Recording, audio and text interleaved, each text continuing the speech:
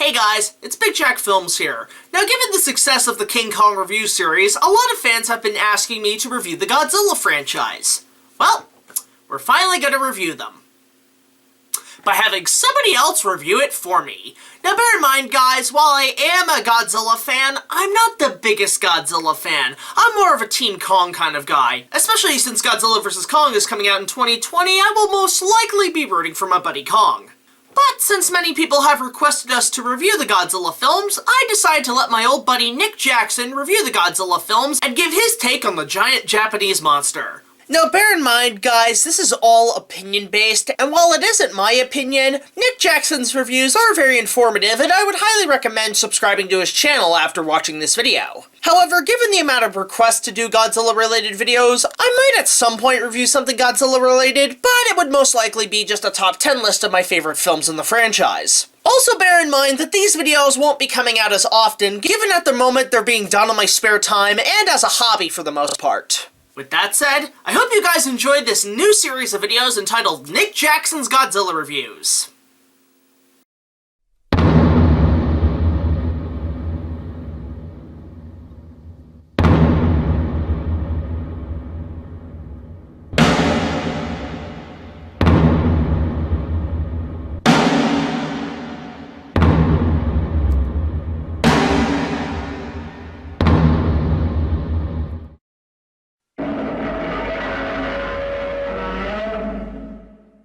Hello Jacksonites!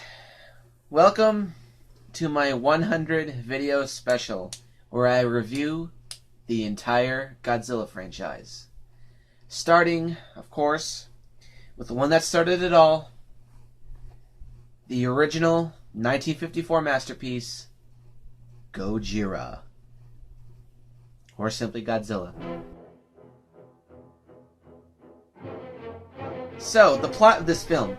A series of ship disasters occur in the Pacific Ocean, where every ship is destroyed by a blinding flash of light followed by a gigantic ball of fire. As they keep sending out ships to try to investigate what happened, ship after ship is destroyed, which eventually garners the attention of the Japanese government, who send out a research team to a small fishing island called Odo Island. When they arrive there, a fierce storm occurs. The following day, they do some investigation and determine that some kind of creature has walked through the village, because a lot of the area is contaminated with nuclear radiation. A villager rings an alarm, the villagers go up a hill, and then for the first time in cinema history, Godzilla peeks his head over the hill, lets out a ear-shattering roar, scares the absolute shit out of the villagers, and Godzilla returns to the sea. Obviously, with the rise of this new threat, the research team heads back to Japan, where the leader of this research team, Dr. Yamane, reveals his discovery to the world and theorizes that this monster was resurrected from the bottom of the ocean due to nuclear tests, and now wants revenge on humanity for making him into the monster that he is. Godzilla shows up in Tokyo Harbor, goes on a little rampage and causes some destruction, kills some people, then returns back to the ocean. And the next day, the dead, dying, and wounded are recovered from the rubble. And then till finally, the two main characters of the film, Emiko and Ogata, played by Akira Takarada and Momoko Kochi, decide to go to their fellow colleague, Dr. Serizawa, played by Akihiko Hirata, and try to convince him to use a new invention that he created called the Oxygen Destroyer in order to combat Godzilla in a more even term. Serizawa is hesitant to do this because he doesn't want the government to get their hands on this weapon and there will be an oxygen destroyer arms race. But upon seeing a nationwide prayer, he is convinced that I must use this for the good of mankind, but only once. Ogata and Serizawa suit up in diving gear to go to the bottom of the ocean where Godzilla is. Ogata is pulled up, but Serizawa decides to sacrifice himself for the good of humankind, sets off the oxygen destroyer, and Godzilla is turned into a skeleton at the bottom of the ocean. So how about this plot? Well, at its bare bones, it's very similar to The Beast from 20,000 Fathoms from 1953. But what makes Godzilla so superior is the characters, the themes and allegory, the music, pacing, the ending, and the special effects.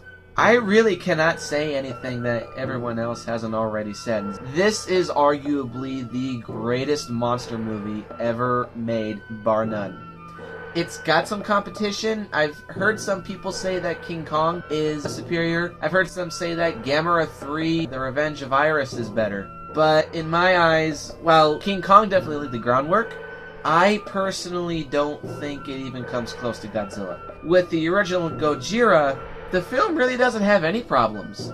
Now, despite having said all that, I'm gonna go on a little limb here. I am not 100% the biggest fan of this film, even though it sounds like I'm praising the film. The original Gojira is one of my favorite kaiju films, but it's not one of my favorite Godzilla films. It's mainly one of my favorite monster movies, not because of the film itself.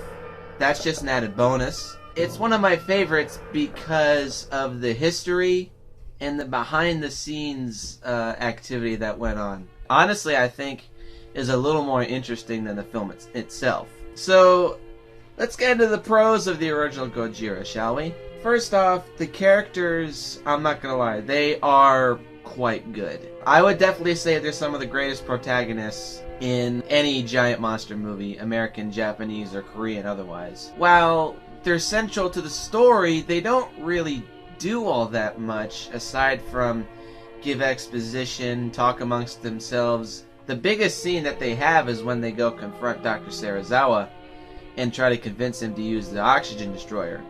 In which, by the way, Akihiko Hirata's performance as Dr. Serizawa, I would definitely say is one of the greatest characterizations of a tortured soul that I've ever seen in cinema history. Ogata and Emiko, they kind of do suffer from a little bit of a trope, because this was one of their first pieces of work. Akira Takarada had maybe a year of acting under his belt, and Akihiko Hirata was almost as much of a newbie to this as well. Momoko Kochi especially, in my opinion, I think she's the weakest link in this film, because honestly I find her to be a little annoying, and I also do find her to be a little useless. I will admit, I do wish that most of the characters had just a little more to do that was productive in the story. Because, for the most part, they just stand around and talk and watch. Arguably, the best acted character was Dr. Yamane, played by Takashi Shimura. He was a really, really big star at the time, and it was kind of shocking to see such a big A-list actor, and at the time, what was a B movie. The pacing in this film, I would say, is pretty solid. There's a couple moments in the middle after Godzilla's giant rampage on Tokyo. The movie slows down just a little bit, but for the most part, the pacing is fine. It moves along naturally. It doesn't feel too fast or too slow. It feels like it goes at a natural pace. The music is astounding. The music was composed by legendary Japanese music composer Akira Ifukube. He was the last of the 4 creators of Godzilla to pass away.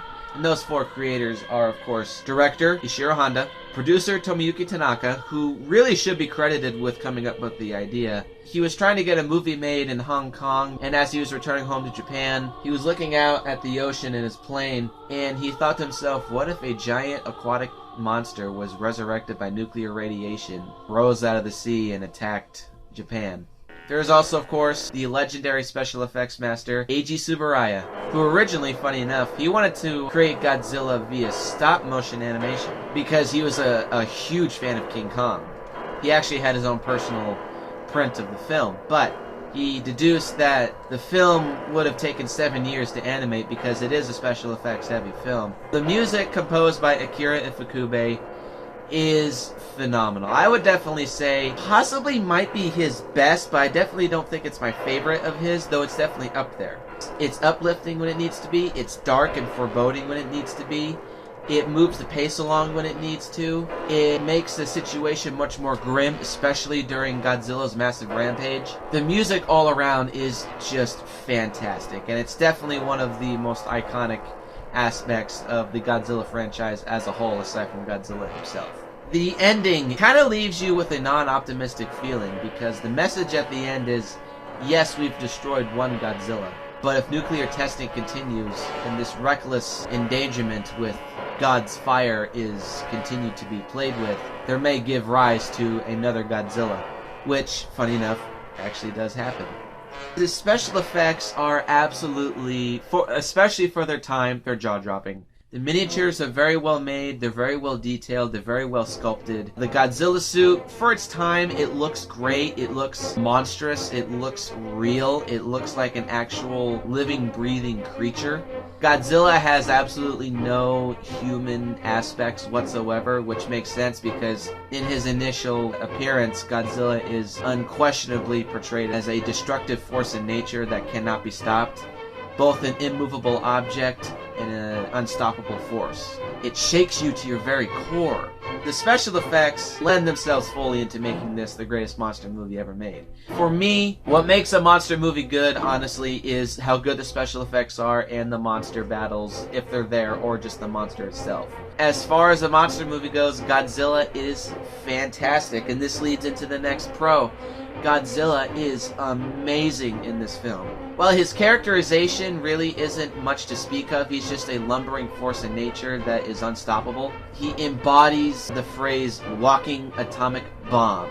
So with all the good things that Gojira has going for it, are there any problems to the film? It's a pretty perfect film, though I will admit that I think that's a little bit of a stretch. But if you are one of those nitpicky type people who likes to just find flaws in even the most perfect of films, the special effects, amazing as they are, this movie is a big experiment piece and is very prototypical. So, what's my rating for the original Gojira? From an objective standpoint, characters are great, the acting is great, the special effects are amazing, the pacing is good, the ending is great, the music is great. All around, this is a fantastic film. And it earns its reputation as the greatest monster movie ever made, and it easily deserves a 10 out of 10 from an objective standpoint.